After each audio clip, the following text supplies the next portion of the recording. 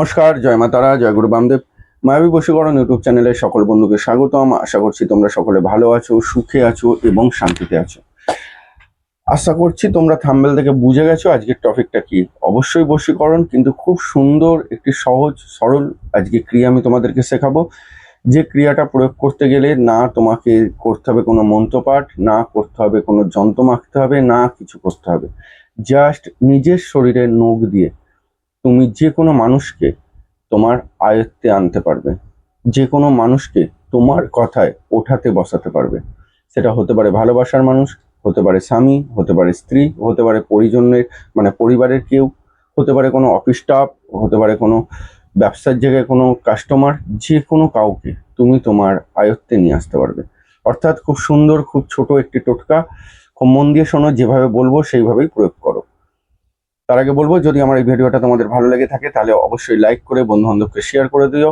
আর যে সকল বন্ধু আমার চ্যানেলে প্রথম যুক্ত হচ্ছে তারা চ্যানেলটি সাবস্ক্রাইব করে সঙ্গে থাকো। কিভাবে আমরা এই প্রয়োগটা করব বা কেনই বা এই প্রয়োগটা করব? অনেক সময় দেখা যায় যে ভালোবাসার মানুষটি, অর্থাৎ তোমার যে প্রিয়জন, যাকে তুমি প্রচন্ড ভালোবাসো, যাকে তুমি হারাতে চাইছো না, সেই মানুষটা মনে হচ্ছে কোথাও গিয়ে কারোর অধীনে চলে যাচ্ছে বা কোথাও গিয়ে কারোর বসে চলে যাচ্ছে। সে আর তোমার সাথে দেখা করতে চাইছে না, সে তোমার সাথে আর মিষ্টিভাবে কথা বলছে না। যখনই কথা হচ্ছে তখনই তিক্ততা, তখনই অশান্তি, তখনই ঝগড়া। হাজার রিকোয়েস্ট করলে তারপর হয়তো গিয়ে একবার দেখা করছে বা সামনে আসছে, যেটা সে কোনোদিনই করেনি বা করতো না। সে নিজে দেখা করার জন্য ছটফট করতো, খুব সুন্দর তোমরা একটা লাইফস্টাইল কাটাতে। বা বিবাহিত জীবনের পরে স্বামী কথা শুনছে না, স্বামী অবাধ্য হয়ে যাচ্ছে, স্বামী কিছুতেই সেই আগের মতন ভালোবাসা তোমাকে দিচ্ছে না। বা স্ত্রী কথা শুনছে না, দিনরাত ফোন ঘাঁটছে, ফেসবুক করছে, চ্যাটিং করছে, কিছু বলতে গেলে উল্টে ঝামেলা করছে, অশান্তি করছে, চলে যাবার ভয় দেখাচ্ছে। এই ধরনের জ্বালা যন্ত্রণার মধ্যে যদি তোমরা ভুগে থাকো তাহলে আজকের এই টোটকাটা তোমরা প্রয়োগ করো। এর পাশাপাশি যদি মনে হয় পরিবারের কোনো মানুষজনের সাথে তোমাদের অশান্তি চলছে, সে কিছুতেই তোমাকে সহ্য করতে পারছে না বা খুঁটিখাটি কিছু নিয়ে ঝামেলা অশান্তি লেগেই রয়েছে, সেক্ষেত্রে এটা প্রয়োগ করা যেতে পারে। আর কোথায় অফিস কলিগ বা অফিস স্টাফ, ভালো সম্পর্ক ছিল, মিষ্টি সম্পর্ক ছিল, নষ্ট হয়ে যাচ্ছে, বা বসের সাথে তিক্ততা তৈরি হচ্ছে, সেক্ষেত্রেও এটা প্রয়োগ করা যেতে পারে। আর কোন ক্ষেত্রে প্রয়োগ করা যেতে পারে? ব্যবসায় কোনো কাস্টমারকে নিজের বশে করাটা খুব দরকার। করলে হয়তো তোমার যে প্রোডাক্টটা তুমি সেল করো সেই প্রোডাক্টটা তোমার সেল হবে বা তোমার কিছু অর্থপ্রাপ্তি হবে, সেক্ষেত্রেও করতে পারো। কিন্তু অযথা কোনো নারী কোনো পুরুষকে, কোনো পুরুষ কোনো নারীকে নিজের আয়ত্তে এনে নোংরামি করলে এই ক্রিয়াটা দ্বারা, তাহলে কিন্তু তার ক্ষতি অনিবার্য। তার ক্ষতি কিন্তু অনিবার্য, কারণ এটা একটা ছোট টোটকা হতে পারে, সহজ সরল টোটকা হতে পারে, এর ক্ষমতা কিন্তু অপরিসীম। হাতে নাতে রেজাল্ট পাবে। 24 ঘন্টা থেকে অ্যাকশন শুরু হয়ে যাবে। জাস্ট 24 ঘন্টা পার হবে না, অ্যাকশন শুরু হয়ে যাবে। কি করতে হবে? রবিবার দিন এই ক্রিয়াটা করতে হবে, রবিবার দিন এই ক্রিয়াটা করতে হবে। আর মহিলাদের ক্ষেত্রে শরীর খারাপ থাকাকালীন এই ক্রিয়াটি করা যাবে না। মহিলাদের ক্ষেত্রে শরীর খারাপ থাকাকালীন এই ক্রিয়াটি করা যাবে না। রবিবার দিন এই ক্রিয়াটি করতে হবে। কখন করতে হবে? সকালবেলায় করতে হবে। চান করে পরিষ্কার জামা কাপড় পরে এই ক্রিয়াটি করতে হবে। তুমি তোমার ঘরের বা ঠাকুর ঘরের যে কোনো এক জায়গায় বসো, কিন্তু যখন এই ক্রিয়াটি করবে যেন তোমাকে পেছন থেকে কেউ ডিস্টার্ব না করে, কেউ না জ্বালায় বা কেউ না দেখে। সব থেকে বেটার হবে কেউ যেন না দেখে। তুমি ঘরের দরজা জানলা বন্ধ করে এই ক্রিয়াটি করবে। এই ক্রিয়াটি করতে গেলে কিছু জিনিস তোমাকে সংগ্রহ করতে হবে। একটা মাটির প্রদীপ তোমাকে সংগ্রহ করতে হবে। আর দেখবে দশকর্মার দোকানে কিছু ডেলা কর্পূর পাওয়া যায়, সেই ডেলা কর্পূর তোমাকে সংগ্রহ করতে হবে। না হলে এমনি ট্যাবলেট কর্পূরও দিয়েও করতে পারো। তাহলে দুটো জিনিস তোমাকে সংগ্রহ করতে হচ্ছে, একটা হচ্ছে প্রদীপ আর একটা হচ্ছে ডেলা কর্পূর বা কর্পূর, শুধু কর্পূর। ক্রিয়াটি যখন করবে মাটিতে আসন পেতে বসে করতে হবে। এই ক্রিয়াটি কোনো রকম চেয়ারে, সোফায় বা বিছানায় বসে করা যাবে না। ক্রিয়াটি করব হচ্ছে রবিবার, এবং এই ক্রিয়াটি যখনই আমরা প্রয়োগ করব তখনও সেটাও কিন্তু রবিবারই হতে হবে। মানে ক্রিয়াটি যখন আমরা প্রয়োগ করব কারো কোনো ব্যক্তির ওপর, সেটাও রবিবার হতে হবে। আর যেদিন আমরা এই ক্রিয়াটি করব সেটাও রবিবার হতে হবে।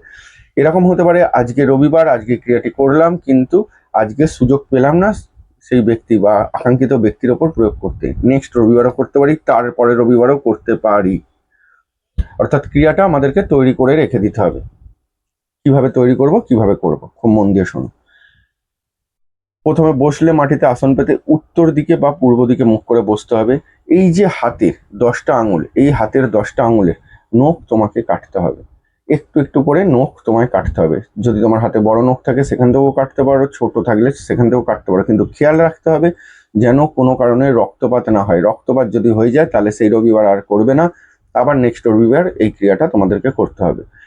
10টা আঙুলের 10টা নখ অল্প অল্প করে কেটে নিলে, আর 10টা পায়ের, মানে 10টা পায়ের 10টা আঙুলের 10টা নখ, অর্থাৎ 20টা নখ, 20টা আঙুলের 20টা নখ তুমি কেটে একটা ছোট সাদা কাগজে, পরিষ্কার সাদা কাগজে রাখো। রেখে কি করবে, ওই যে প্রদীপটা আমি যেটা বললাম, ওই প্রদীপের মধ্যে কর্পূর দাও, প্রদীপের মধ্যে কর্পূর দাও, কর্পূর দিয়ে তার উপরে নখগুলো ফেলে দাও, তার উপরে নখগুলো ফেলে দাও। ওই যে 20টা আঙুলের যে নখ, টোটাল 20টা আঙুলের নখটা ফেলবে, ফেলে কর্পূরটা জ্বালিয়ে দাও। তাহলে কর্পূরটা জ্বলে ভস্ম হয়ে গেল, কর্পূরের কোনো ছাই হয় না, কিছু হয় না। কিসের ছাই পড়ে থাকবে, নখের ছাইটা পড়ে থাকবে। কিসের ছাই পড়ে থাকবে, নখের ছাইটা। যে ওই যে ছাইটা হবে, সেই ছাইটা বাঁ হাতে নিয়ে এরকম ভাবে ডলে নেবে, খৈনি যেমন ডলে সেরকম ভাবে ডলে নেবে, মানে ডাস্ট করে নেবে, ভালো করে ডাস্ট করে নেবে। যদি দেখো যে তার মধ্যে কোনো নখ রয়েছে, ডালা ডালা ঠেকছে বা খোঁচা খোঁচা ঠেকছে, তাহলে আবার সেটাকে তুলে কর্পূরে পুড়িয়ে নিতে পারো দ্বিতীয়বার, তাতে কোনো অসুবিধা বা কোনো প্রবলেম কিচ্ছু হবে না। মোট কথা 20টা আঙুলের নখকে পুড়িয়ে পুরো ছাই করে ডাস্ট করে নেবে। ডাস্ট করে একটা কাগজে বা একটা ডিবে বা যে কোনো একটা সুরক্ষিত কোনো জায়গায় রেখে দেবে, যেখান থেকে ওই ছাইটা কোনো কারণে যাতে পড়ে না যায় বা উড়ে না যায়।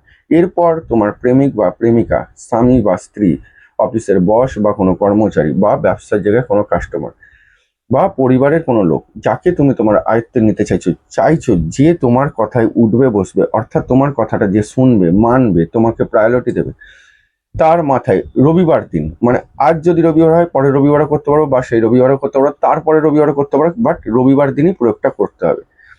ডান হাতে করে একটুখানি ছাই নিয়ে তার মাথায় ছিটিয়ে দেবে, তার অজান্তে তার মাথায় ছিটিয়ে দেবে। সেটা তুমি তোমার সেই ব্যক্তিটার সামনের দিক দিয়েও ছেটাতে পারো, পেছন দিক দিয়েও ছেটাতে পারো, সাইড দিয়েও ছেটাতে পারো, পুরোটাই তোমার ব্যক্তিগত ব্যাপার। তার মাথায় একটুখানি ছাইটা ছিটিয়ে দেবে, খেলা খতম।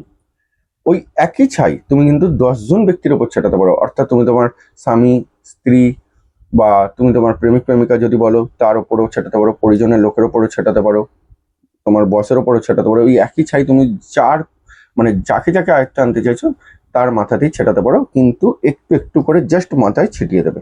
ওই একবারই ছিটিয়ে দেবে, ওই একদিন একবারই ছিটিয়ে দেবে।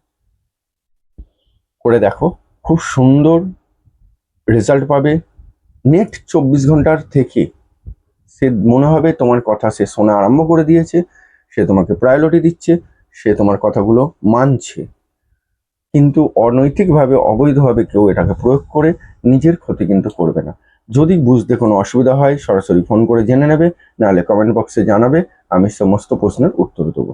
সবাই ভালো থেকো, সুখে থেকো, দেখা হবে আবার নেক্সট অনুষ্ঠানে। জয় মা তারা, জয় গুরু বামদেব।